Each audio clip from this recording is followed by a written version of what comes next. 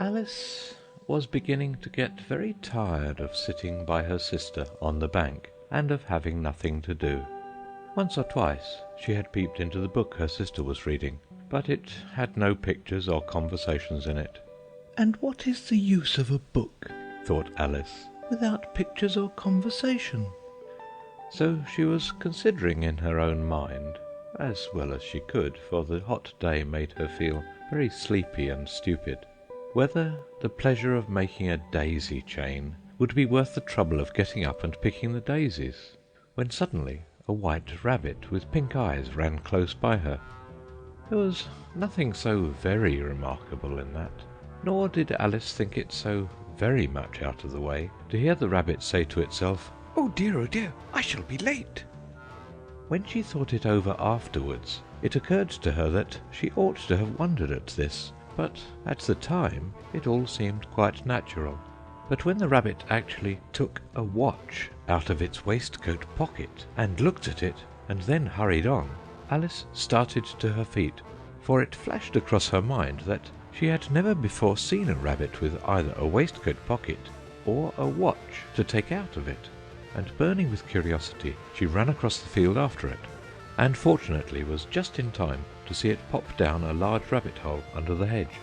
In another moment down went Alice after it, never once considering how in the world she was to get out again.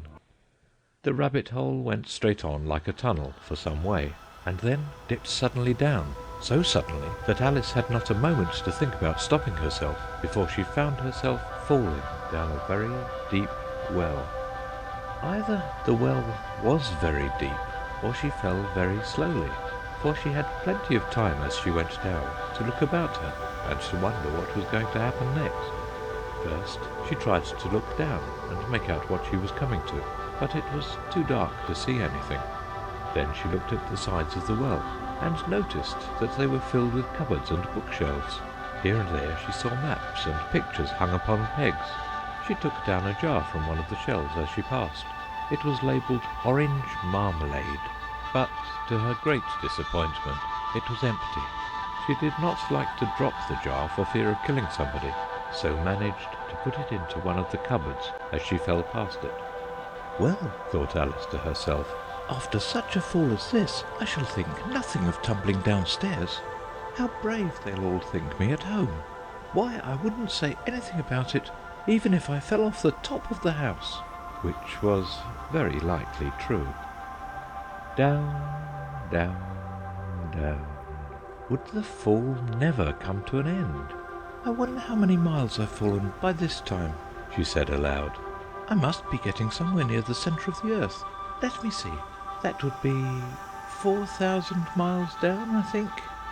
For, you see, Alice had learned several things of this sort in her lessons in the schoolroom, and though this was not a very good opportunity for showing off her knowledge, as there was no one to listen to her, still it was good practice to say it over. "Yes, that's about the right distance. But then I wonder what latitude or longitude I forgot to." Alice had no idea what latitude was, or longitude either, but thought they were nice, grand words to say. Presently she began again. "I wonder if I shall fall right through the earth. How funny it'll seem to come out among the people that walk with their heads downward. The antipathies, I think." She was rather glad there was no one listening this time, as it didn't sound at all the right word. "But I shall have to ask them what the name of the country is, you know. Please, ma'am, is this New Zealand or Australia?" And she tried to curtsy as she spoke. Fancy curtsying as you're falling through the air. Do you think you could manage it? "And what an ignorant little girl she'll think me for asking. No, it'll never do to ask. Perhaps I shall see it written up somewhere." Down, down, down. There was nothing else to do, so Alice soon began talking again. "Dinah'll miss me very much tonight, I should think." Dinah was the cat. "I hope they'll remember her saucer of milk at tea time. Dinah, my dear, I wish you were down here with me. There are no mice in the air, I'm afraid, but you might catch a bat, and that's very like a mouse, you know. But do cats eat bats, I wonder?" And here Alice began to get rather sleepy, and went on saying to herself, in a dreamy sort of way, "Do cats eat bats? Do cats eat bats?" And sometimes, "Do bats eat cats?" For, you see, as she couldn't answer either question, it didn't much matter which way she put it. She felt that she was dozing off, and had just begun to dream that she was walking hand in hand with Dinah, and saying to her very earnestly, "Now, Dinah, tell me the truth. Did you ever eat a bat?" when suddenly, thump, thump, down she came upon a heap of sticks and dry leaves, and the fall was over. Alice was not a bit hurt, and she jumped up onto her feet in a moment. She looked up, but it was all dark overhead. Before her was another long passage, and the White Rabbit was still in sight, hurrying down it. There was not a moment to be lost. Away went Alice like the wind, and was just in time to hear it say as it turned a corner, "Oh, my ears and whiskers! How late it's getting!" She was close behind it when she turned the corner, but the rabbit was no longer to be seen. She found herself in a long, low hall, which was lit up by a row of lamps hanging from the roof. There were doors all round the hall, but they were all locked, and when Alice had been all the way down one side and up the other, trying every door, she walked sadly down the middle, wondering how she was ever to get out again. Suddenly she came upon a little three-legged table, all made of solid glass.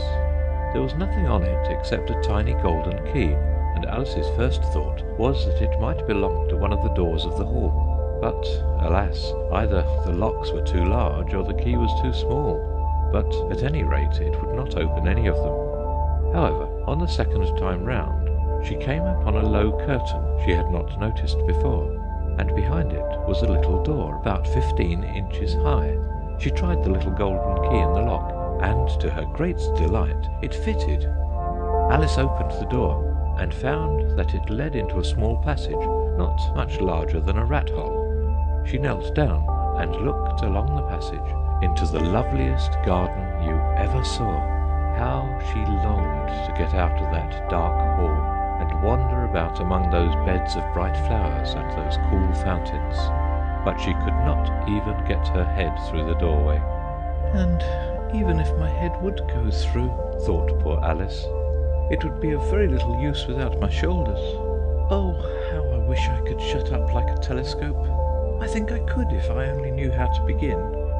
For you see, so many out-of-the-way things had happened lately that Alice had begun to think that very few things indeed were really impossible. There seemed to be no use in waiting by the little door, so she went back to the table, half hoping she might find another key on it, or at any rate a book of rules for shutting people up like telescopes. This time she found a little bottle on it. "Which certainly was not here before," said Alice, and round the neck of the bottle was a paper label with the words "Drink me" beautifully printed on it in large letters. It was all very well to say "Drink me," but the wise little Alice was not going to do that in a hurry. "No, I'll look first," she said, "and see whether it's marked poison or not." For she had read several nice little histories about children who had got burnt and eaten up by wild beasts and other unpleasant things, all because they would not remember the simple rules their friends had taught them, such as that a red-hot poker will burn you if you hold it too long, and that if you cut your finger very deeply with a knife, it usually bleeds. And she had never forgotten that if you drink much from a bottle marked poison, it is almost certain to disagree with you, sooner or later. However, this bottle was not marked poison, so Alice ventured to taste it, and finding it very nice, it had in fact a sort of mixed flavour of cherry tart, custard, pineapple, roast turkey, toffee, and hot buttered toast. She very soon finished it off. "What a curious feeling," said Alice. "I must be shutting up like a telescope." And so it was indeed. She was now only 10 inches high, and her face brightened up at the thought that she was now the right size for going through the little door into that lovely garden. First, however, she waited for a few minutes to see if she was going to shrink any further. She felt a little nervous about this. "For it might end, you know," said Alice to herself, "in my going out altogether like a candle. I wonder what I should be like then." And she tried to fancy what the flame of a candle is like after the candle is blown out, for she could not remember ever having seen such a thing. After a while, finding that nothing more happened, she decided on going into the garden at once. But alas for poor Alice! When she got to the door, she found she had forgotten the little golden key, and when she went back to the table for it, she found she could not possibly reach it. She could see it quite plainly through the glass, and she tried her best to climb up one of the legs of the table, but it was too slippery, and when she had tired herself out with trying, the poor little thing sat down and cried. "Come, there's no use in crying like that," said Alice to herself, rather sharply. "I advise you to leave off this minute." She generally gave herself very good advice, though she very seldom followed it, and sometimes she scolded herself so severely as to bring tears into her eyes, and once she remembered trying to box her own ears for having cheated herself in a game of croquet she was playing against herself, for this curious child was very fond of pretending to be two people. "But it's no use now," thought poor Alice, "to pretend to be two people. Why, there's hardly enough of me left to make one respectable person." Soon her eye fell on a little glass box that was lying under the table. She opened it and found in it a very small cake, on which the words "Eat me" were beautifully marked in currants. "Well, I'll eat it," said Alice, "and if it makes me grow larger, I can reach the key, and if it makes me grow smaller, I can creep under the door. So either way I'll get into the garden, and I don't care which happens." She ate a little bit, and said anxiously to herself, "Which way? Which way?" holding her hand on the top of her head to feel which way it was growing, and she was quite surprised to find that she remained the same size. To be sure, this generally happens when one eats cake, but Alice had got so much into the way of expecting nothing but out-of-the-way things to happen, that it seemed quite dull and stupid for life to go on in the common way. So she set to work and very soon finished off the cake.